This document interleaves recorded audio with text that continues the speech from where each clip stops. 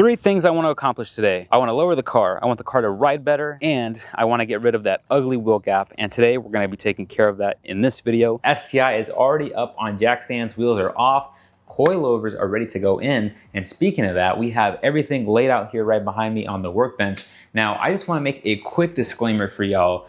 This isn't necessarily going to be an install video. This is just going to be you guys hanging out with me today. However, I will go over how to install the fronts and the rears just on one side because, as you guys know, I am very limited in space here. If it's your first time, it's not that hard. I'll go over everything. So enough yapping, let's get to the workbench. Here are the coilover control arms. These are the adjustable ones, and they're adjustable because there's this big slot here where this bolt can slide through so you can adjust the camber. And for those of you guys that don't know what camber is, imagine your wheel. Camber is how much the wheel goes in or out. Now toe, on the other hand, is how much the wheel points in or out. So with these two, these should get us enough adjustability so we don't have to worry about the negative camber we get when we lower the car in the rear. Moving on to the suspension, BC Racing actually sets the preload for you 2 to 3 millimeters, and they recommend 5 millimeters of preload for all the springs. So that's pretty much a good amount of preload already. Let's jump to the car and get this thing going. So starting off with the left side here, this is the brake line that goes to the caliper.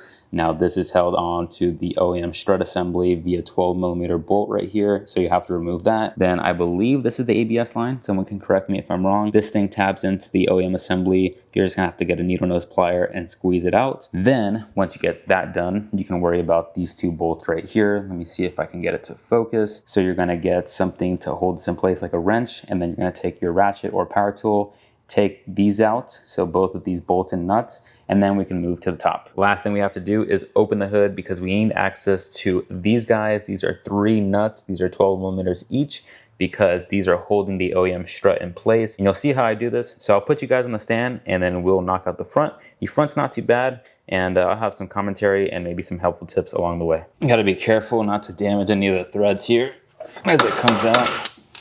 So in order to remove this flathead that I was using to get that bolt off, or out of here I should say, I took the jack and ejected it from the bottom of the rotor here just to alleviate some of the pressure, and that allowed me to pretty much pry this out. Now we have the entire hub assembly here fully rotating. Now just a quick piece of advice, you see how this is moving? I can move this all over the place.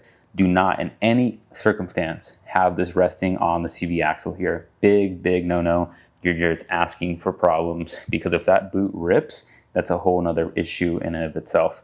So now that this thing is freely rotating and free to move, we can go to the top. It's a lot easier with 2 people, but you can definitely get it done with 1. It's just the fact that you have to kind of hold up the suspension or else it's gonna wanna drop, obviously because of gravity and stuff. It's just that after a while, your arm gets tired. Definitely getting a good forearm workout right now on both arms. Now we can just carefully drop it. Now we can push this old thing to the side. This thing is probably somewhere in the neighborhood of, I don't know, 30 to 40 pounds. The new coilover for the front is somewhere probably in the realm of 25 to 20 pounds. Now, I'm not a big fitment guy, honestly, but I love the fact that we're reducing weight on each of the corners of the car. We are set to just throw this thing in. It's just gonna be the inverse of what we just did.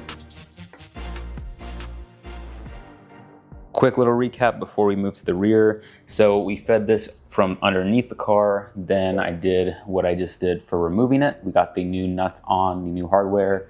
Then afterwards, we put this line back onto the bracket. We got the brake line back on with the 12 millimeter bolt, securing it to the body. Then we ended up getting the bolts and nuts on both sides back into their respective places. Now I really recommend you getting a jack and pretty much jacking it up from here. It's gonna help pretty much get this whole hub back onto the assembly here, because otherwise you're gonna have a really tough time doing it. And remember, the one with the spacer goes up top here, and this is gonna be the bolt that looks kind of funny with a little curve.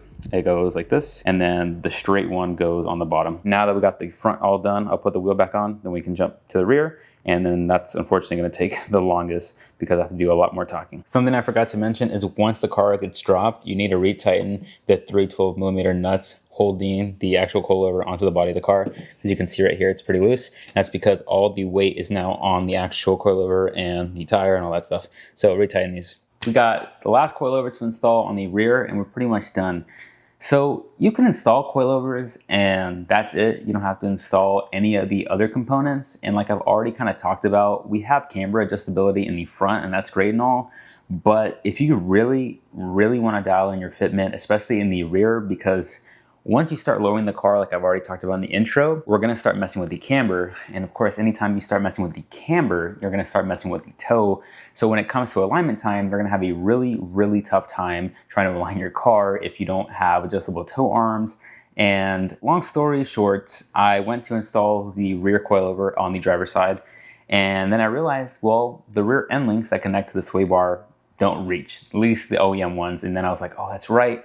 I need adjustable rear end links. So that's what this is right here. I don't want to have to make multiple trips to the tire shop and get alignment after alignment, especially because nowadays everything is so freaking expensive. I'm going to show you guys how to do the coilovers, the toe arms, and the end links, even though, you guys may not be installing them. This is going to be my way and how I do things.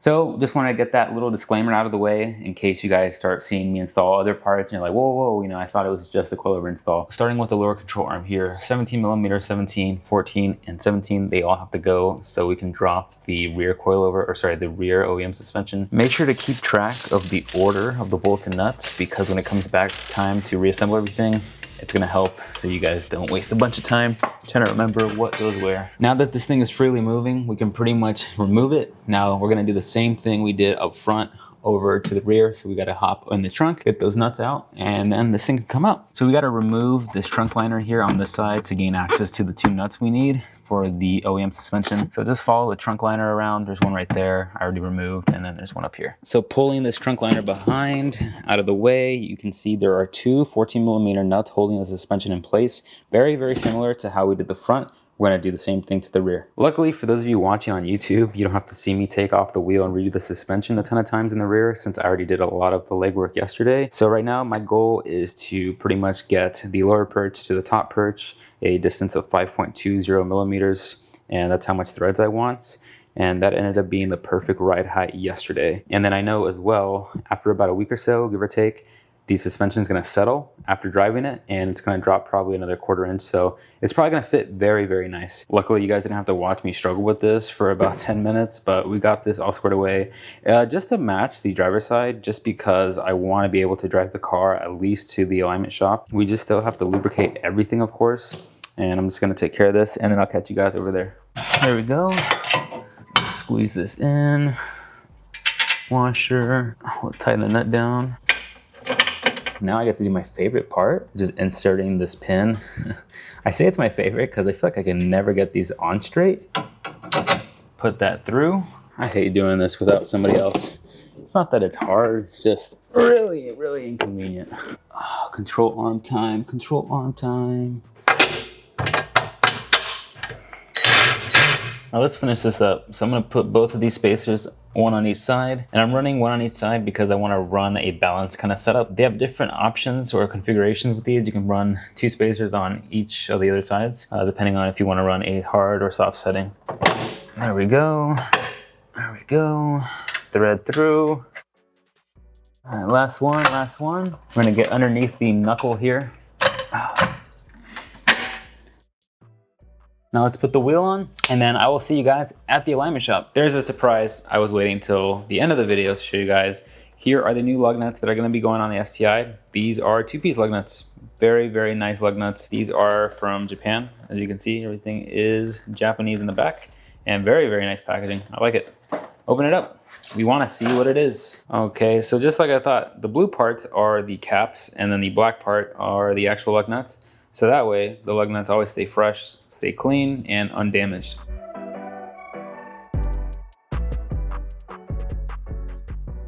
This is where I get all my tires and wheels. They do really great service. So if you are in the San Diego area, definitely recommend checking them out. I had some difficulties yesterday dialing in the ride height, specifically in the rear and the front. I feel like they were definitely not matching. The rear was super tucked and the front definitely had a little bit more of a gap, but it seems that the ride height has now kind of settled. Now, the only thing I'm kind of concerned is with the camber and the toe in the rear specifically. So hopefully when they open up at 8 o'clock, which is here very shortly, we will get the car finally dialed in. I know it's probably gonna take them a while, but fingers crossed that everything goes well. And I hope you guys like how the end result looks. There she is. She looks fantastic. Here is the final alignment numbers, but I'm not gonna bore you with the technical aspects of it. Let's just take a quick walk around. So in terms of ride height, the back is definitely a little taller than the front, but that's okay. And honestly, guys, I am perfectly fine with the fitment. I think it looks amazing just because, again, remember, I'm building this car to go fast in a straight line. I don't care about curves. I don't care really about having too much negative camber like I had in the past with my WRX. And I think the blue lug nuts we got, the two-piece lug nuts, really complete the entire look. We have some more things coming up in the future for the exterior. I'm not going to, you know, give it away here, but it's going to be really, really nice for the front and rear. They are custom, so meaning you cannot buy them really anywhere. A guy makes them on Facebook, and I think you guys are really, really gonna like how they turn out. And here's a front shot for you guys. I think it looks really good. I have, I think, about a degree of negative camber in the front and rear, a little bit more in the rear, but in the front I think I have less than a degree. And overall toe has been corrected. It's not driving wonky anymore, luckily. It was actually super sketchy driving this car on the freeway on the way to the tire shop, but luckily no accidents, nothing happened to her. And what do you guys think, man? Let me know down below in the comments.